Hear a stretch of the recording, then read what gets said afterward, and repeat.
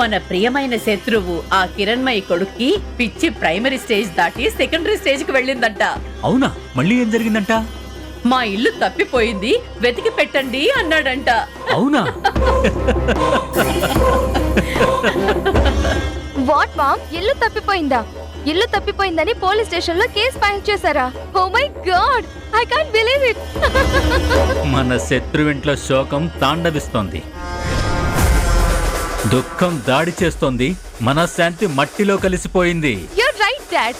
వాళ్ళ జీవితాల్లో కాలం కల్లోలం సృష్టిస్తూ ఉంటే అది చూడటానికి ఎంత అందంగా ఉంటుందో. మాటిచ్చి తప్పినందుకు, పెళ్లి కోసం పిలిచి అవమానించినందుకు పైవాడు చూస్తూ ఊరుకుంటాడా? మొత్తం కుటుంబానికి సరైన శిక్ష వేశాడు. ఇంకా నయం, ఆ కిరణ్ గాడికి వచ్చిన పిచ్చి మన అమ్మాయితో పెళ్ళయ్యాక రాలేదు. అప్పుడు ఆ ఉషా ప్లేస్ లో మన నిషా కుయ్యో మొర్రోని ఏడుస్తూ కూర్చునేది. ఏం మాట్లాడుతున్నారు డాడ్? ఆ ఉషా అన్లక్కీ గర్ల్, నేను లక్కీ క్వీన్ ని. నన్ను పెళ్లి చేసుకునుంటే ఆ కిరణ్ కింగ్ లాగా హ్యాపీగా ఉండేవాడు. అదే సరే, వాళ్ళ ఏడుపులు చూడాలని, కన్నీళ్లు చూడాలని చాలా కుతూహలంగా వెళ్లాలనుకున్నారు కదా. ఇప్పుడు వెళ్లే ప్లాన్ మానుకున్నారా? ఎలా మానుకుంటామండి? మనల్ని ఏడిపించిన వాళ్ళ ఏడుపు మనం కూడా కళ్ళారా చూడాలి కదా. మరి ఇంకెందుకు ఆలస్యం? పరామర్శ అన్న పేరుతో సరదాగా వెళ్ళినట్టు వెళ్ళండి. స్నేహం చాటునున్న శత్రుత్వానికి కాస్త ఊరట కలిగేలా చేయండి. Done dad. పెళ్ళయ్యాక ఏ జంటకైనా ఒక సంతోషకరమైన జీవితం మొదలవుతుంది. కానీ కిరణ్కి ఉషాకి సమస్యలతో కూడిన జీవితం మొదలైంది. అవును హారిక, వాళ్ల పెళ్లితోనే ప్రాబ్లం మొదలైంది. ఆ ప్రాబ్లం ఏదో విధంగా తీరుతుందిలే, ఎప్పుడో ఒకప్పుడు పరిస్థితులన్నీ చక్కబడతాయిలే అనుకున్నాను. కానీ ఇప్పుడు పరిస్థితి ఇంకా దిగజారిపోయింది. అత్తయ్య గారి ఆలోచనల వల్ల, నిర్ణయాల వల్ల కిరణ్ పరిస్థితి రోజు రోజుకి ప్రశ్నార్థకంగా అయిపోతుంది కదా. అవును, అమ్మ మా మాట వినడం లేదు, నేను చెప్పింది ఒప్పుకోవడం లేదు. తనకి ఎలా చెప్పి ఒప్పించాలో మాకు అర్థం కావడం లేదు.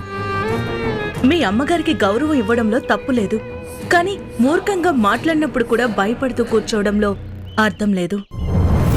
అమ్మ గురించి నీకు తెలిసిందే కదా, తనకి నచ్చితే ఏం చేయడానికైనా వెనకడుగు వేయదు, నచ్చకపోతే ఒక్క అడుగు కూడా ముందుకు వేయదు.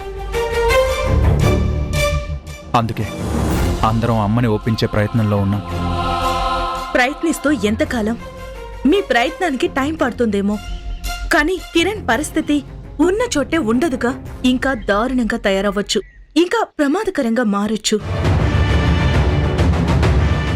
మన ఆధీనంలో ఉన్నంత కాలమే మన సమస్యని మనం పరిష్కరించుకోగలం. ఒక్కసారి మన చేతుల్లోంచి చేజారిపోయిందా, అది పరిష్కరించుకునే అవకాశం కూడా మనకి రాదు. ముందు డాక్టర్ గారు చెప్పినట్టు కిరణ్ని, ఉషాని ఒక మంచి ప్లేస్ కి పంపించండి. పంపించాలనే మాకు కూడా ఉంది. మేమందరం ఒక మాట అంటే అమ్మ మరో మాట అంటుంది. మేఘన వదిన అమ్మ మాటకి తానా అంటే తందానా అంటుంది. దాంతో అమ్మ ఇంకా మొండిగా తయారవుతుంది. అమ్మ నిర్ణయాలే కరెక్ట్ అనుకుంటుంది. అమ్మ నిర్ణయాన్ని మేము ఎదిరించకూడదు అనుకుంటుంది. ఇవన్నీ చూస్తూ ఉంటే తమ్ముడి పరిస్థితి ఇంకెంత సీరియస్గా మారుతుందో అని భయంగా ఉంది. మీరు ఏ నిర్ణయం తీసుకున్నా త్వరగా తీసుకోవాలి, ఎందుకంటే ఇది కిరణ్ జీవితానికి సంబంధించిన నిర్ణయం.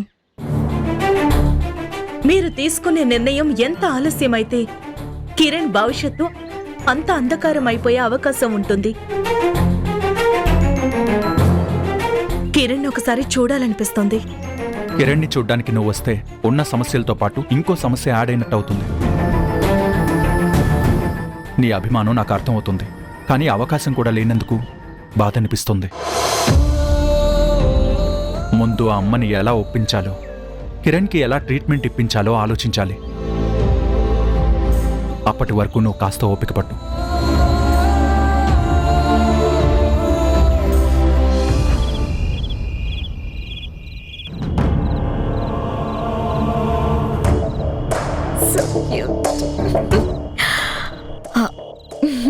సంజయ్, మొన్న పార్టీలో తీసిన ఫోటోస్ వచ్చాయి చూడు, ఎలా ఉంది? బాగుంది కదా? ఏమైంది అలా ఉన్నావు? ఏం లేదు, తలనొప్పిగా ఉంది. చెరువులో కప్పలన్నీ అరుస్తూ ఉంటే చేను మధ్యలో పడుకున్న వాడికి కునుకు పడుతుందా అన్నట్టు చుట్టూ తీర్చలేనన్ని సమస్యలున్నప్పుడు తలనొప్పి కాకపోతే కాలు నొప్పి వస్తుందా? తీర్చలేని సమస్య అంటూ ఏది ఉండదు మేఘన. నీలాంటి వాళ్ళున్న ఇంట్లో సులువుగా తీర్చే సమస్యలు కూడా సునామీలా కనిపిస్తాయి. బాగుంది మీ వరుస. ఉట్టి కొట్టడం చేత కానోడు కట్టుపుల్ల మీద కోపడ్డాడంట. అలా ఉంది మీ తీరు.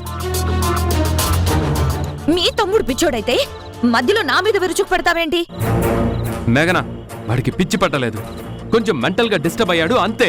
అనే తీరు మారినంత మాత్రాన వచ్చిన వ్యాధి మారిపోతుందా? పేరేది పెట్టినా రోగం అదే, పిచ్చితనవే. ఇందాక నేను ఇచ్చిన స్టేట్మెంట్ 100% కరెక్ట్ అని ప్రూవ్ చేస్తున్నావు. అవునండి, అవును. మీరు తీర్చేసే పెద్ద పెద్ద సమస్యలకు కూడా నేనే అడ్డుపుల వేస్తాను, నేనే అడ్డుకోడలు కడతాను, అంతే కదా? అది కాదు మేఘన, అమ్మ మామూలుగానే ఏం చెప్పినా వినదు. తను చెప్పింది అందరూ వినాలనుకుంటుంది, తన దారిలోనే అందరూ నడవాలనుకుంటుంది. అందుకే కిరణ్ సమస్య తీరడానికి కొంచెం సమయం పడుతుంది. అమ్మనేదో మా దారికి తెచ్చుకుందామని, ఈ సమస్యకు ఒక పరిష్కారం కనుక్కుందామని మేం ప్రయత్నిస్తూ ఉంటే నువ్వు అమ్మ వెనకే తానా అంటే తందానా అంటూ సమస్యని పెద్ద చేస్తున్నావు. పరిష్కారం కనుక్కోకుండా అడ్డుపడుతున్నావు. మీ చేతకంతనానికి నా మీద నిందలు వెయ్యొద్దు.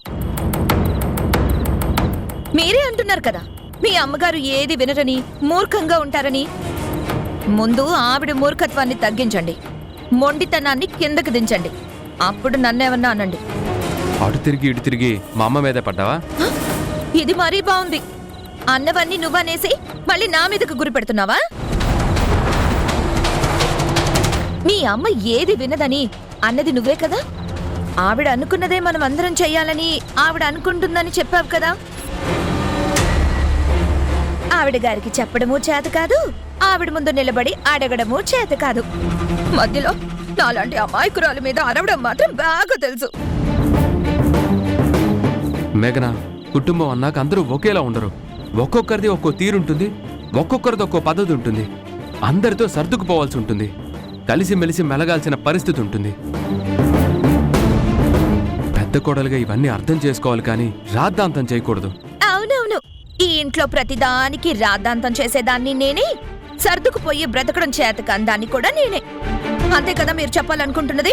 నేను చెప్పాలనుకున్నది అది కాదు మేఘన. సర్దుకుపోయి బ్రతకడం వల్ల కొన్ని సమస్యలు రావు అంటున్నాను. అర్థం చేసుకుంటూ ముందుకు వెళ్ళటం వల్ల సమస్యల్ని త్వరగా పరిష్కరించుకోవచ్చు అంటున్నాను. నీకు సరైన సలహాలు ఇవ్వడం చేత కాదు. కనీసం సర్దుకుపోయి బ్రతుకుతావా అంటే అది లేదు. వాళ్ళ తప్పుల్ని వీళ్ళ తప్పుల్ని ఎత్తి చూపించడం తప్ప ఇంకేం చేస్తున్నావు? వాయ్ కాపుతారా? ఎవరి మీద ఉన్న కోపం అంతా తీసుకొచ్చి నా మీద చూపిస్తున్నావు? భార్య అంటే ప్రేమించడానికి ఉంటుంది, అంతేకాని ఇలా పైకి అంతా చూపించడానికి కాదు. మేఘనా, నీకు చెప్పేది ఎప్పటికీ అర్థం కాదు. నీ దారిలోనే నువ్వు వెళ్తావు, నీకు నచ్చినట్టే నువ్వు చేస్తావు, అంతేకాని ఎదుటి వాళ్ళని అర్థం చేసుకోవడానికి అస్సలు ప్రయత్నించావు. సరే, ఇప్పుడు చెప్తున్నాను విను. కిరణ్ సమస్య తీరే వరకు నువ్వు ఇంట్లో అనవసరమైన రాద్ధాంతాలు చేయకు, అనవసరమైన అడ్డుపుల్లలు వేయకు. అమ్మ ఏం మాట్లాడినా దానికి తానా అంటే తందానా అని తరువేయకు. అర్థమైందా? అవునవును, ఈ ఇంట్లో నేను ఒక్కదాన్ని తానే అంటే తందానా అంటాను. ఒక అలుసైపోయాను నేనంటే ఇక భయం లేకుండా పోతుంది.